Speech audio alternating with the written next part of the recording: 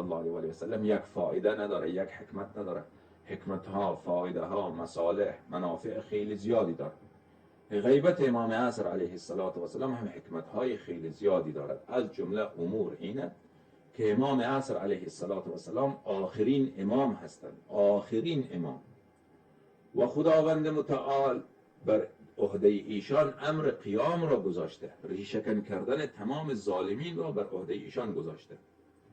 آباء طاهرینشان در زمان ظالمین زندگی میکردن و علنا زندگی میکردن و غائب نبودن، مگر مدت کمی رسول خدا صلی الله علیه و آله و سلم پنهان شدن در غار ثور، یا قبل از آن در اوائل بعثت رسول خدا صلی الله علیه و آله و سلم پنهانی تبلیغ میکردن. غیر از اون دیگر ائمه علیهم السلام پنهان نبودن و همگی اینها را مردم دیدن. همه عالم تاریخ شاهد هستند که همگی اینها علیهم السلام مردم با اینها یاری نکردند، مردم دعوت اینها را لبیک نگفتند، عموم مردم دعوت اونها را اجابت نکردند مگر عده خیلی قلیلی که امامت اونها را پذیرفتند.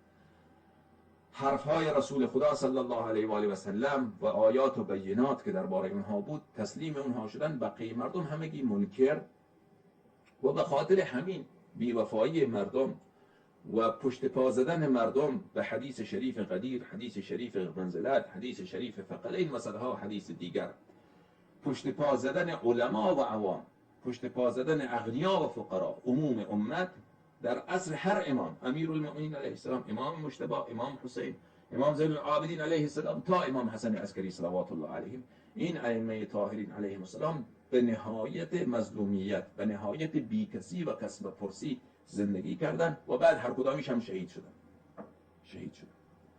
خب اگر امام 12 هم علنا زندگی بکنن، علنی غیبت نداشته باشن، خب در دسترس ظالمین قرار میگیرن و ایشان هم در معرض شهادت قرار میگیرن. قطعا همون چیزی که با امیرالمؤمنین علیه السلام اتفاق افتاد و بقیه ائمه تا امام حسن عسکری علیه السلام با ایشان هم صورت میپذیره و ایشان هم از این عالم شهید میشن و دیگر بعد از ایشان امام دیگری هم نیست که بیاد قیام بکنه.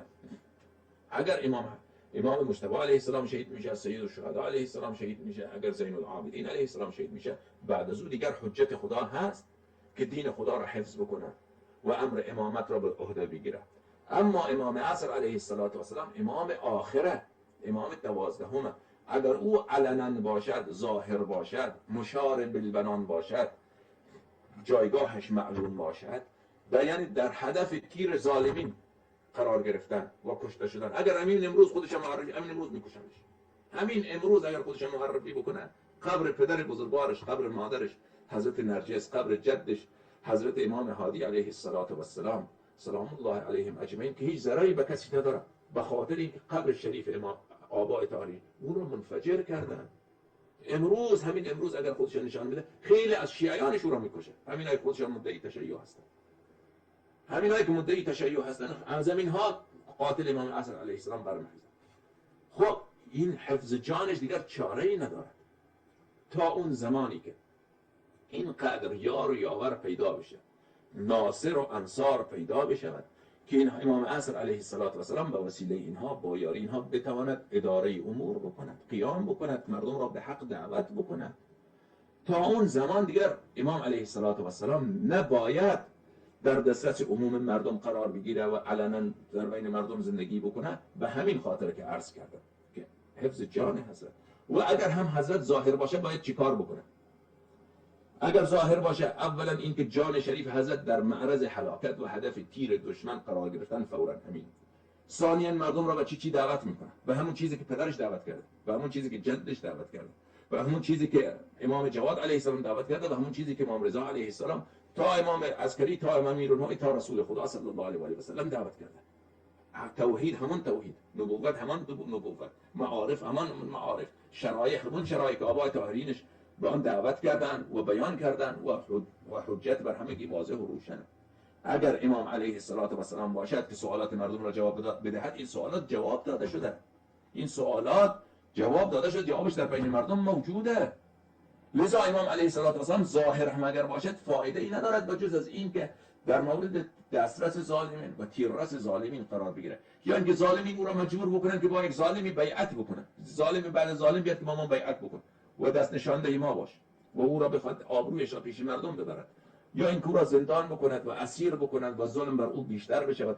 خداوند متعال امام را، حجتش را، ولیش را علیه السلام را به خاطر حفظ جانش و به خاطر اینکه مجازات مردم هم این بود، جزای سوء عمل مردم که با ائمه علیهم السلام بی وفایی کردن. حالا من این مثال را قبلا برای شما زدم. اگر من به شما یک احسان بکنم، شما به من خیانت بکنید، من بار دوم به شما احسان میکنم. من به شما مثلا من به شما پول میدم که شما برای خود بدید، برای دوا بخرید. من به شما $50 میدم که تو مریضی، این $50 را بگیر برو پیش دکتر دوا بخر بخور. شما این $50 را میری حشیش میخوری، باز بهت $50 میدم فرداش. بد کاری کردی، دیروز پیش دکتر نرفتی، امروز باز برو پیش دکتر برو دوا بخر. تو این $50 را باز میری حشیش میخوری، بار سوم میدم، بار چهارم میدم، بار پنجم دیگر بدم. احمقم. این مردم خداوند متعال بهترین خلایق خود را از عرش را از نور وجه اونا آفریده بود و این دنیا آورد. رسول خدا صلی الله علیه و سلم، امیر المؤمنین علیه السلام، حضرت زهرا سلام الله علیها، ائمه اطهار علیهم السلام برای هدایت مردم، اتمام حجت مردم همگیش را، همین مسلمانان یهود و نصارا یکی بعد از دیگری شهید کردن. اولی را شهید کن، دومی را شهید کن، سومی را شهید کن، چهارمی را شهید کن، تا معصوم 13 امام 11 امام حسن عسکری صلوات الله علیه اجمعین یکی بعد از دیگر اینها را شهید کردن. شهید به بدترین وجه شهید کردن. امام باب الحوائج موسی بن جعفر امام کاظم علیه السلام 14 سال زندان، شکنجه، تنهایی، زندان تاریک مخوف. امام هادی علیه السلام عمر شریفشان در تبعید در زندان. امام حسن عسکری علیه السلام در 27 سالگی به شهادت میرسن. بقیه ائمه علیهم السلام، امام حسین علیه السلام به چه وضع؟ همگی شهید، همگی به تنهایی کشته میشه. خب حق خداوند متعال که این حجت را برداره. بابا نمیخوام اینش هم بکشید، اینش بقیت الله خیر، بقیه خداست، خدا او را حفظ میکنه. بقیت الله خیر لکم ان کنتم تعلمون. او را خدا با نگه داشته، خدا او را باقی نگه داشته. او حامل اسرار انبیا و وصی اوصیا علیهم السلام هست تا رسالتی دارد که در تمام عالم تمام ظالمین را ریشه‌کن بکنه. نباید دست ظالمین به او برسد و نباید اون مورد بیمهری و جفای این مردم بیوفا و بیدین قرار بگیرد. لذا پروردگار عالم ایشان در غیبت هستند و در امین عصر هم برکات حضرت به مردم میرسد. کسی که بخواهد به حضرت توسل بکند، اگر مسئله علمی دارد، الله اکبر، اگر طلب دنیوی دارد، حاجت دارد، شرف لقا میخواد، ابواب رحمت باز، ابواب رحمت باز، ابواب رحمت باز. تو در امریکا باشی توسل بکن، حضرت جواب میده. تو در ایران باشی توسل کن، حضرت سلام الله علیه جواب میدهند. لذا این غیبت هم که هست فقط از ظالمین، از نامحرمان. کسی که بخواد محرم بشود، نوکر بشود، شیعه بشود، برای او در باب